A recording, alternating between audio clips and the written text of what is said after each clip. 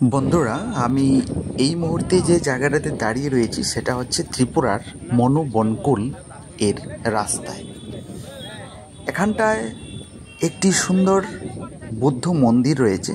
সেই বৌদ্ধ মন্দিরটার পাশেই এই যে নারিকেল গাছের মতোগুলো আপনারা দেখতে পাচ্ছেন, খুবই সুন্দর দেখতে। এবং এই জায়গাটাতে কিন্তু পথের ধারে ধারে মানুষরা বিভিন্ন পসরা সাজিয়ে